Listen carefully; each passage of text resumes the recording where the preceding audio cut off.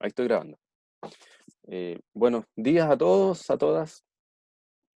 Este, eh, esta sesión es la idea, o la idea que tengo yo es comentarles un poco lo que fueron sus trabajos.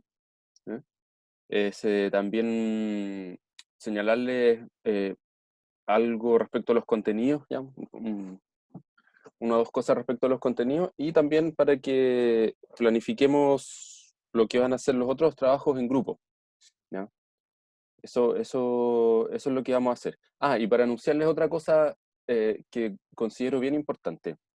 En el campus virtual abrí un foro para que usted pueda comentar y pueda reaccionar respecto a lo que son las clases asincrónicas, ¿ya? Respecto a lo que son los videos, ¿cierto? Las cápsulas que estoy subiendo, ¿ya?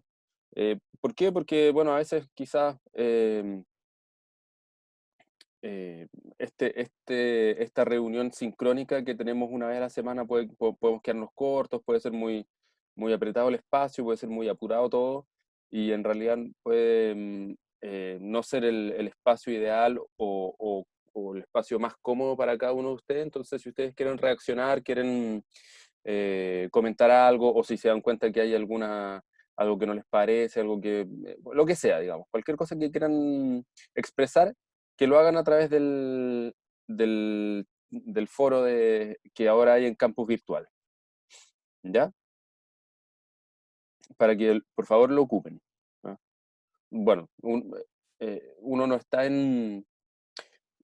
siempre en clases, a veces los profesores nos quejamos y dicen, "Oy, pucha, hay muy poca participación de los estudiantes, siempre hay uno o dos que levantan la mano, el resto guarda silencio", y a veces uno puede percibir que tienen ganas de decir algo, pero hacen uso de su derecho a guardar silencio. Entonces está siempre esa tensión. Entonces me parece que por escrito eh, puede ser mejor, ¿cierto? Puede quedar mejor, ¿ya? O también lo interesante del foro, otra cosa que para lo cual se puede ocupar es, qué sé yo, si las clases están, si los cursos, si las cápsulas están yendo para, qué sé yo, se están dirigiendo hacia un determinado camino, están tomando una determinada senda temática, ¿ya? O, o, o conceptual, ustedes pueden decir, "Bueno, profe, pucha, sabe que no queremos trabajar más, si o la guerra, queremos trabajar este otro aspecto, ¿ya? Política y sociedad", por darles un ejemplo, ¿ya? Entonces, que lo sepan que está ahí disponible para ustedes, ¿ya? Eso como primer punto. Ah, y lo hice de la cápsula 1 al 5, después voy a hacer de la cápsula 6 a 10, así más o menos me voy a ir manejando, ¿ya? Para que vaya quedando más acotado, ¿ya? Para que puedan darle también un poco más sí, para ir dándole un poco más de, de continuidad a esta actividad, ¿ya? Las cápsulas de esta semana todavía no las subo, ya debería haberlas subido anoche, pero tuve un pequeño percance, una pequeña interrupción y no las pude subir, así que hoy día van a estar, ¿ya? Eso son sobre es una cápsula especial sobre lo que fue la independencia en Venezuela, ¿ya? Y vamos a hacer un pequeño, con un pequeño salto hacia lo que fue la independencia en México, ya que son dos episodios, ¿cierto? Dos ejemplos de guerras de independencia que considero yo que son distintos a lo que nosotros podemos imaginarnos desde nuestra perspectiva, ¿ah? De que somos chilenos, ¿cierto? Entonces tenemos más o menos una determinada idea de cómo se dieron las cosas, ¿ya? Eh, entonces por eso elegí el caso de Venezuela y elegí también el caso de México, ¿ya? Eh, lo que pasa es que al momento de la independencia, ¿cierto? Nosotros hablamos de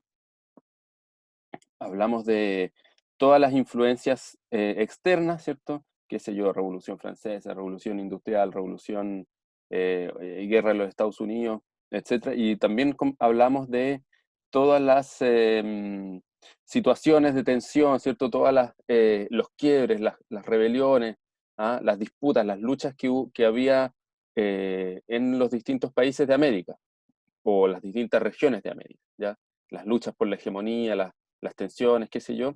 Entonces, todo eso eh, son las influencias externas, más la inestabilidad política del continente. Uno dice, ya, bueno, ahí está ¿cierto? Las materias primas, ahí están los insumos principales para que se produzcan las guerras de independencia, ¿ya?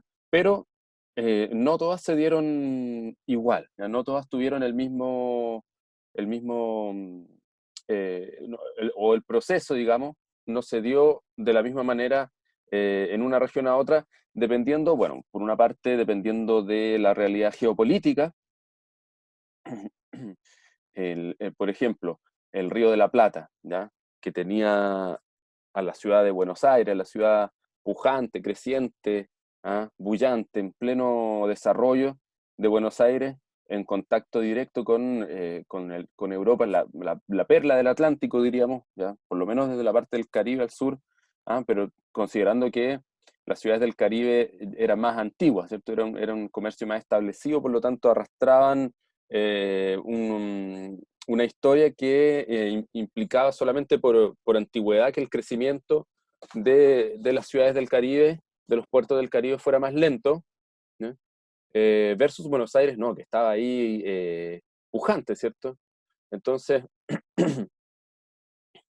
cuando, cuando Bonaparte, cuando los franceses bloquean la internación de mercancías británicas a Gran Bretaña, ¿cierto? Cuando bloquean el ingreso de mercancías británicas a Europa, a Europa continental, los británicos, ¿cierto? Se vuelcan directamente al comercio con Atlántico y lo primero que hacen es eh, invadir Buenos Aires, ¿cierto? Tomarse Buenos Aires, ¿ya? Y eso ocurre en el año 1805 o 1806, no me acuerdo muy bien, pero es varios años antes de de la formación de los cabildos, qué sé yo, eh, para regencia del monarca español, ¿eh? Y eso entonces, esta invasión británica, bueno, los británicos eh, en su costumbre, ¿cierto?, marítima, eh, en la geopolítica global, tienen esa costumbre, ¿cierto?, de invadir y de acapararse, de anexarse los puntos clave, ¿cierto?, estratégicos.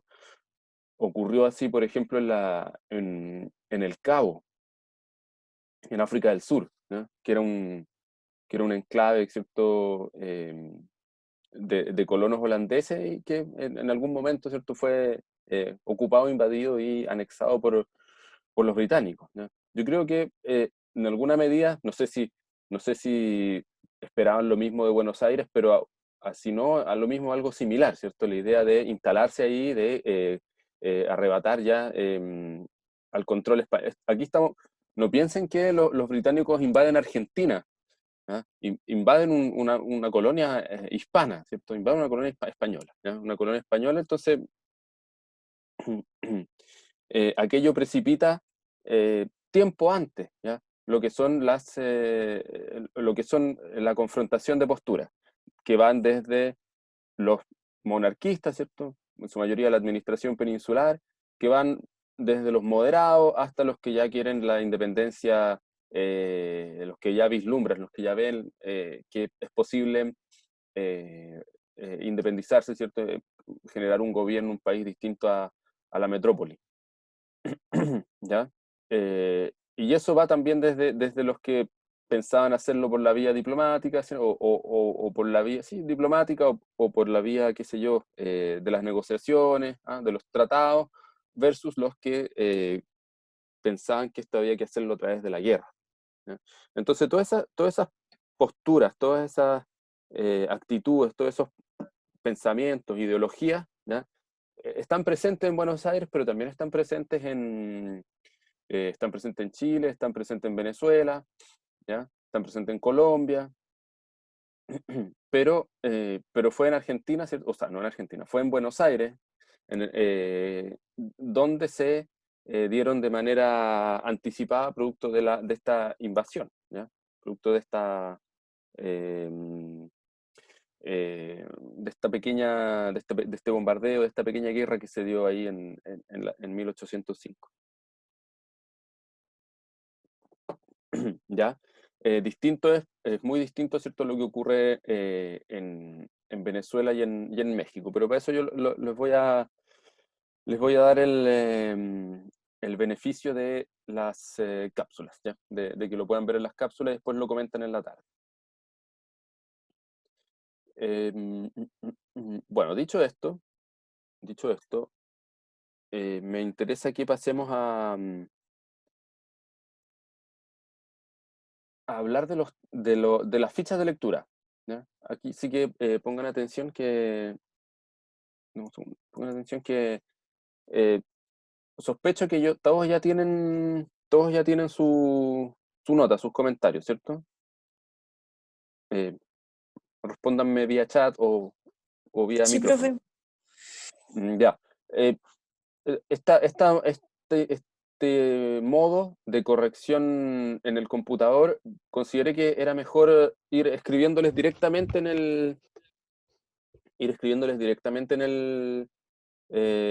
texto y poniendo la letra en color rojo y entre corchetes, porque así se nota que es un comentario mío, ¿ya? Pues si les pongo los comentarios de Word acá al lado, como que a mí me incomoda un poco, porque me queda como fuera de cuadro, ¿cierto? Como que hay que ir al comentario, ¿cierto? Mientras que aquí ya queda, eh, es inmediato, ¿ya? Em, eso por una parte, ¿ya? Bueno, debo reconocer que en general los textos tenían un grado de dificultad alto, ¿ya? No eran textos fáciles, ¿ya? Eh, em, por ejemplo, la gente que tuvo que leer a Safford, ¿ya? El grupo que leyó a Safford, el grupo que leyó a Tulio Halperin, ¿ya? Esos son textos complicados, ya son textos, quizás, bueno, cada cual lo lee con el bagaje, ¿cierto? Con las herramientas, con la soltura, con las habilidades que cada uno tiene, pero sin embargo, de todas maneras son textos que analizan diversas capas o diversos niveles, ¿ya? De los fenómenos, fenómeno económico, fenómeno social, fenómeno político, ¿no? Y por lo tanto se hace más complicado, ¿ya? Entonces, eh, en ese aspecto, me parece que quedé satisfecho, ¿ya? Quedé satisfecho por el resultado obtenido, ¿ya? Hay algunos problemas en el formato, ¿ya? Ustedes obligatoriamente, esto no solamente en este curso, sino en todos los cursos, y no solamente para estos trabajos, sino para todos los trabajos, obligatoriamente deben ponerle numeración a las páginas, ¿ya? Eso es clave, porque si uno hace un comentario, uno dice, bueno, vaya a la página tanto, o qué sé yo, uno mismo, si es que decide imprimir el trabajo, debe compaginarlo, qué sé yo, todo ese tipo de problemas que se resuelven sencillamente poniéndole el número a las páginas, ¿ya? Eso es importante. Y lo otro, que me pareció extraño, ¿no? Es que ningún grupo hizo completa la ficha bibliográfica, ¿ya? Yo dame un segundo, voy a abrir el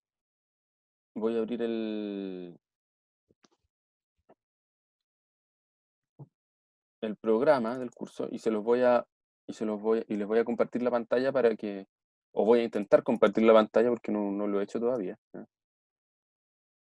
Porque más encima lo tenían hecho, ¿cierto? Esta era cosa de copiar, pegar en la bibliografía. ¿Cómo? Share screen.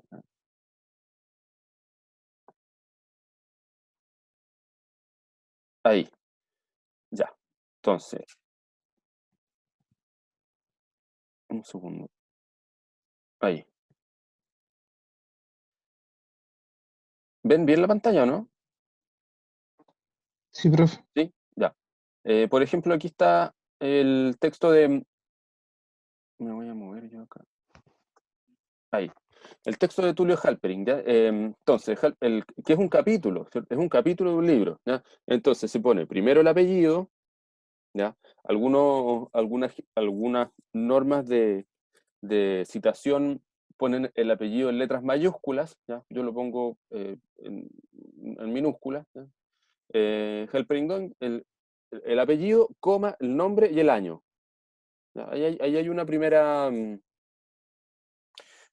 luego, un punto o punto guión separando, ¿ya? Si se trata de un capítulo o de un artículo, va entre comillas, ¿ya? Enseguida va el nombre del texto, ¿ya? Si se trata de un libro, déjenme buscar aquí en la bibliografía, acá tenemos, ¿ya? Eh, Lynch, John, el año, 2001. Este es un libro porque está en cursiva, ¿ya? Si se trata de un libro, está en cursiva. Si se trata de un artículo o de un capítulo, está entre comillas, ¿ya? Entonces sigamos con Halperin, ¿ya? Economía y sociedad, cierra comillas, punto. Y ahí se pone, Bethel, Leslie, entre paréntesis, editor, ¿ya? Y ahí estamos con el nombre del libro. O con el nombre de la revista también, ¿ya? Fíjense aquí en esta misma hoja, dice Lang, Frederick, Bolivarianismo de papel, en Revista de Indias, esa va en cursiva, ¿ya? Y después, punto, se pone la ciudad de la edición, dos puntos, la casa editorial, la casa impresora, ¿ya? En este caso Crítica, Cambridge, y si se trata de un artículo o capítulo, se pone las páginas, ¿ya? En este caso el capítulo de Tulio Halperin son las páginas 3 a la 41, ¿ya? Eh, Fíjense, por ejemplo, el que está justo abajo de Tulio Halperin, Luis Alberto Herrán, ¿ya? Eh, es una revista, ¿cierto? La revista se llama Quinto Sol. Las revistas no es necesario ponerles en este formato, ¿cierto? El formato APA, que es el que yo estoy ocupando, no es necesario ponerle el lugar, ni la universidad, ni la entidad que las, que la edita, ¿cierto? Y se pone el año y el número, ¿ya? Perdón, el año 19, el número uno, ¿ya? O, por ejemplo, el de abajo, el de Frederick Lang, ¿cierto? Revista de India, ese número es 77, ¿ya? 77, 270, número 270, ¿ya? Y las páginas. Es así de simple. Y entonces no, es importante que lo pongan completo, ¿ya? Es importante que lo pongan completo. Quiero volver a...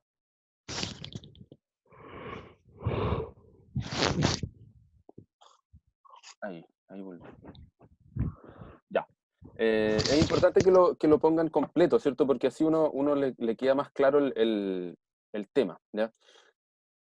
El tema de la información bibliográfica tampoco es fácil, tampoco, a ver, hay textos que son fáciles. Tulio Halperin publicó tal artículo en tal libro en tal fecha, ¿ya? Eh, pero, por ejemplo, esta colección, la colección de Leslie Bethel, no se publicaron todos los volúmenes simultáneamente, ¿ya? Se publicaron en distintos periodos, ¿ya? En distintos momentos. ¿Ya? Se publicó a lo largo, se demoró alrededor de 15 años en publicarse todos los volúmenes. Entonces tienen que tener también atención a eso, ¿ya? O el caso más que lo discutimos, me acuerdo, en la reunión pasada, el caso de Leopoldo Sea, ¿ya? Que es complicado cómo citarlo, porque uno no sabe en qué año se publicó, ¿cierto? Se publicó primero en el año 49 en México, pero después se publicó en los años 60 en Buenos Aires, pero era una edición ampliada, ¿cierto? Con anexos, con otros añadidos, y después creo que hubo una edición definitiva, ¿ya? Todo ese tipo de cosas, ¿cierto? Son también llamativos. Y eso también forma parte, creo yo, de la información que se debiera consignar en las fichas bibliográficas. ¿Ya? Todo esto que estamos hablando son problemas no de fondo, ¿ah? Son temas de forma, ¿no? El número de páginas y la correcta citación bibliográfica, ¿ya? En general hubo algunos trabajos que estuvieron bien em, cuando nos hacíamos la pregunta de en qué circunstancias se publican los textos, ¿ya? Un poco el contexto, ¿cierto? Pero lo importante, más allá que usted me diga, bueno, el texto, qué sé yo, de Luis Geraldo Silva se publicó el año 2015, ya año de tumultos políticos, sociales en Brasil, qué sé yo, bla, bla, bla. Ya, eso está bien, si no está mal, pero lo importante es que usted logre ver cómo la discusión, el debate, la agenda del momento impacta en el artículo, impacta en el capítulo o no, digo, porque, por ejemplo, el tema de la esclavitud o los estudios históricos sobre la esclavitud africana en Brasil son un tema permanente de investigación histórica, ¿ya? Un tema contingente, un debate, además forma parte de los debates respecto a la identidad nacional en Brasil, ¿ya? El tema de la esclavitud negra, ¿ya? Entonces, que salga un texto sobre ese tema, ¿ya? Eh, Más que vincularlo a una crispación política del momento, hay que vincularlo a toda una tradición de discusión del tema, ¿cierto? Toda una historia de debate, ¿cierto? Toda una historia de contiendas respecto al tema, ¿ya? Entonces, eso también habría que tenerlo en cuenta, ¿ya? O mejor dicho, ponerle el énfasis a eso, ¿ya? Más que a la realidad, qué sé yo, más que la realidad contingente del momento, ¿ya? Qué sé yo, por ejemplo, ustedes eh, ubican ¿saben quién es Mariela Franco? ¿O no? ¿No saben? ¿No les suena? Bueno, Mariela Franco es eh, una eh, parlamentaria brasileña que fue asesinada hace como unos 3 años atrás, o 2 años atrás, no recuerdo bien, ¿ya? Entonces uno dice, bueno, chuta, en Brasil lo que está ocurriendo es que hay un problema, ¿cierto? Social, un problema político, ¿ya? Que tiene, bueno, y Mariela Franco no solamente es mujer, ¿ya? Como legisladora mujer, ¿cierto? Eh, Pone en jaque las estructuras patriarcales de nuestros sistemas políticos, ¿ya? Sino que además es negra, era negra, ¿ya? Entonces, es doblemente un desafío, ¿cierto? Lo que son las estructuras hegemónicas de las formas políticas en nuestros países, ¿ya? Por lo tanto, uno dice, chuta, en Brasil no están resueltos los temas raciales, ¿ya? Para nada. En la discusión, ni siquiera, no está en la discusión historiográfica y no está tampoco a nivel social, ¿ya? Entonces, estos debates, estos temas siempre tienen sí, un agarre, ¿cierto? Siempre tienen una pata puesta en la contingencia, ¿ya? Dicho, si lo señalan así, también está bien, ¿ya? Porque uno como que lo sitúa en un debate. Si lo importante es situar a los textos en debate, en discusiones, ¿ya? Y por más que un autor diga, no, sabes que yo escribí este artículo porque es el tema que me gusta, me llama la atención, no tiene nada que ver con las discusiones del día de hoy, no tienen absolutamente ningún afán, qué sé yo, combativo, absolutamente nada, no es polemista, no es nada. Eh, ese tipo de cosas no hay que creerlas, ¿ya? Siempre hay algo que se dice en un determinado momento, en un determinado lugar, que responde, ¿ah? Ya sea de forma directa o indirecta, a un debate o a una realidad. Eso es lo que creo yo que es el ejercicio, que uno de los ejercicios más importantes de la ficha de lectura, ¿ya? Piensen, por ejemplo, qué sé yo, usted no puede, cuando se analiza a Frantz Fanon, ¿ya? O a Aimé Césaire, ¿ya? A Aimé Césaire, ¿ah? Que son uno, ya desde el punto de vista más teórico, ¿ah? Fanon y Césaire desde un punto de vista de la crítica artístico-literaria, ¿cierto? Desde la lírica, ¿ya? Son voces, ¿ya? O textos, ¿cierto? De mediados del siglo XX que eh, se preguntan sobre qué es lo que siente, ¿cierto? ¿Qué es lo que piensa? ¿Qué es lo que busca? ¿Qué es lo que desea? ¿Y cómo debe sentirse el negro en, eh, en Latinoamérica, en Hispanoamérica y en el mundo, ¿ya? Entonces uno dice, chuta, esta cuestión, entonces, o mejor dicho, las lecturas que se suelen hacer de esos libros, de Franz Fanon, de MSC, ponen siempre el énfasis en esto que les digo yo, ¿cierto? En los debates en los cuales se integran, se incorporan, ¿ya? Eso es, ¿ya?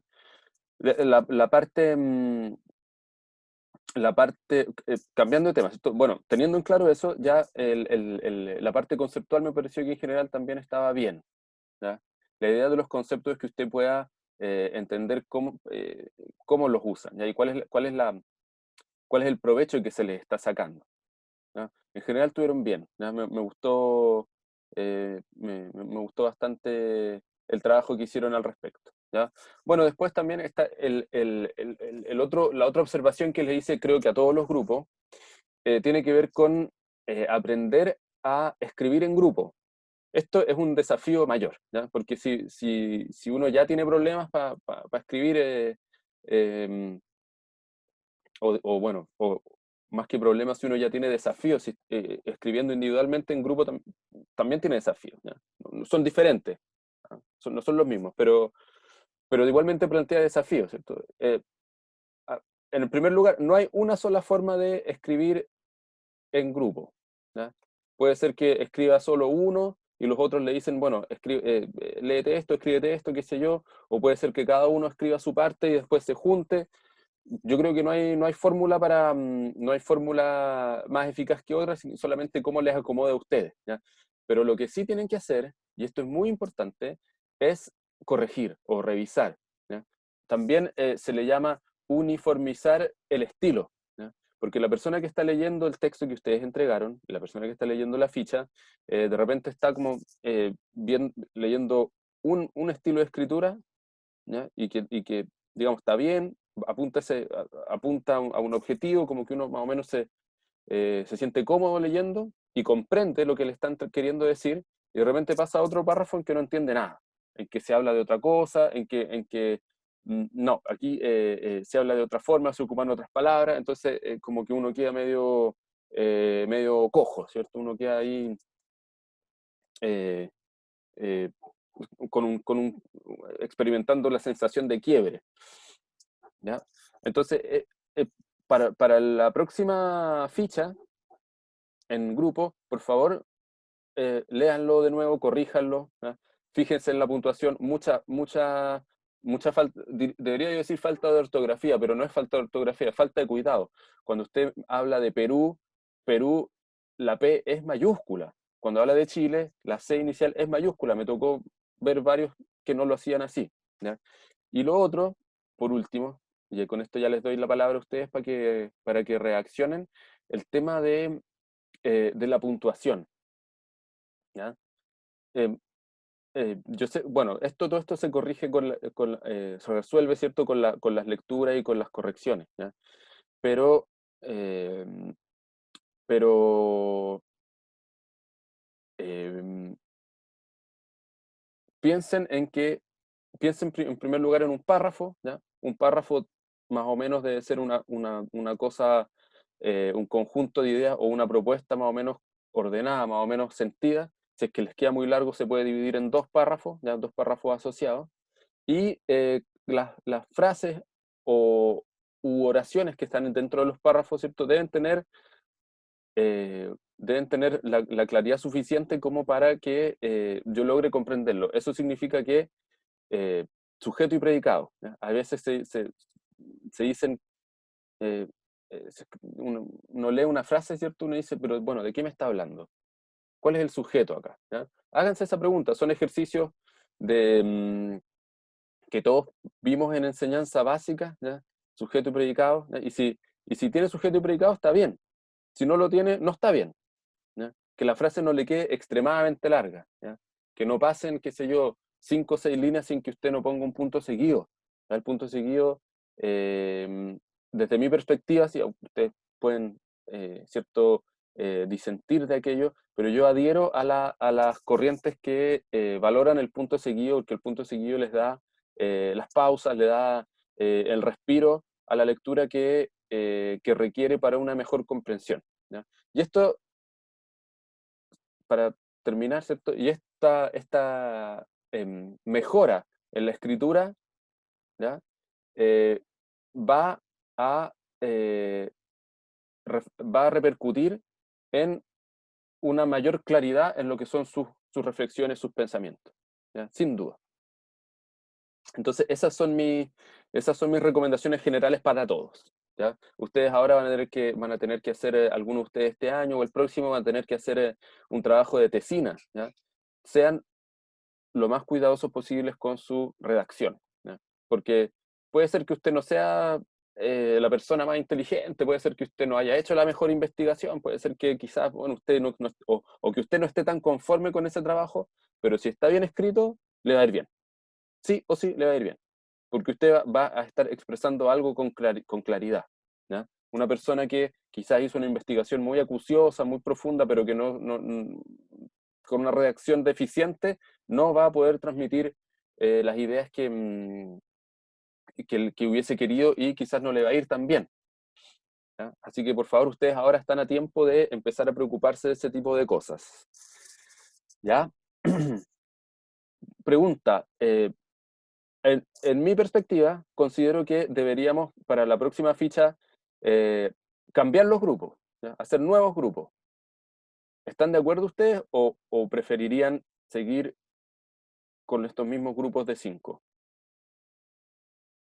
Ir con los mismos grupos. ¿Ya? ¿Alguien quisiera cambiar de grupo o hacer una nueva revoltija?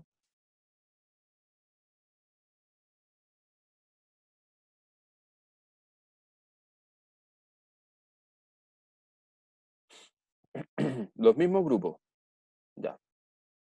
José, ¿qué le parece a usted? ¿Quiere continuar con el mismo grupo? José González, perdón.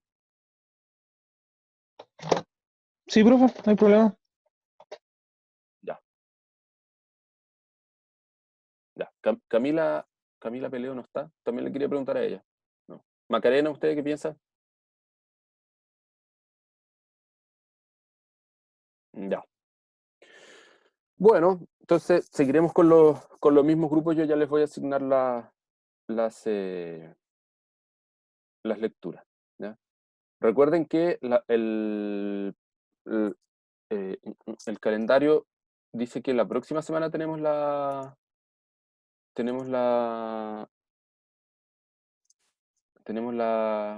prueba,